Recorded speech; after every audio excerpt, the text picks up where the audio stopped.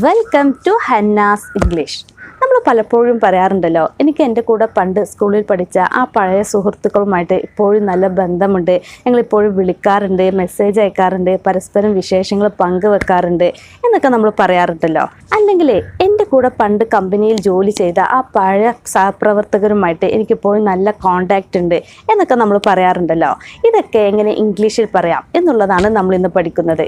അതായത് എനിക്ക് ഇന്ന ആളുമായിട്ട് നല്ല കോണ്ടാക്റ്റ് ഉണ്ട്, അവരുമായിട്ട് ഞാൻ നല്ല ബന്ധമുണ്ട് എന്ന് പറയുന്നതിന് വേണ്ടി ഇംഗ്ലീഷിലെ ഒരു ഇഡിയം ഉണ്ട്. ഇഡിയം എന്ന് പറഞ്ഞാൽ എന്താ? ശൈലി പ്രയോഗം.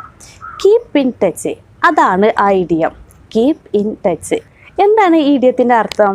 ആ ടച്ച് നിലനിർത്തുക, ആ ബന്ധം നിലനിർത്തുക, പരസ്പരം വിശേഷങ്ങളെ അങ്ങോട്ടും ഇങ്ങോട്ടും പറഞ്ഞുകൊണ്ടുള്ള ആ ബന്ധം നിലനിർത്തുക, അതാണ് കീപ്പ് ഇൻ ടച്ച് എന്നതിൻ്റെ അർത്ഥം. ഇനി നമുക്ക് ഇത് 2-3 സെൻറ്റൻസുകളിൽ ഉപയോഗിച്ച് നോക്കാം. My childhood friends and I still keep in touch. എന്താ അർത്ഥം?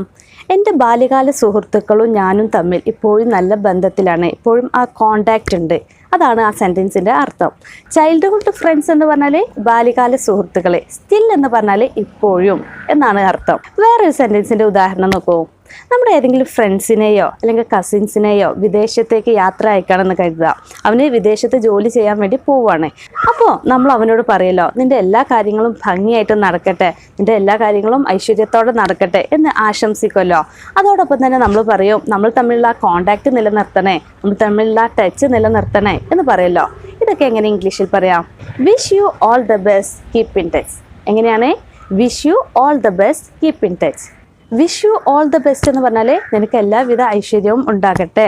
കീപ്പ് ഇൻ ടച്ച് എന്ന് പറഞ്ഞാൽ നമ്മൾ തമ്മിലുള്ള കോണ്ടാക്റ്റ് നിലനിർത്തണേ.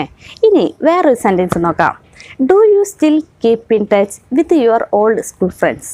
എന്താ അർത്ഥം? നിൻ്റെ ആ പഴയ സ്കൂൾ സുഹൃത്തുക്കളുമായിട്ട് നിനക്ക് ഇപ്പോഴും കോണ്ടാക്റ്റ് ഉണ്ടോ, വിളിക്കാറുണ്ടോ, വിവരങ്ങളൊക്കെ അറിയാറുണ്ടോ? അതാണ് ആ സെൻറ്റൻസിൻ്റെ അർത്ഥം.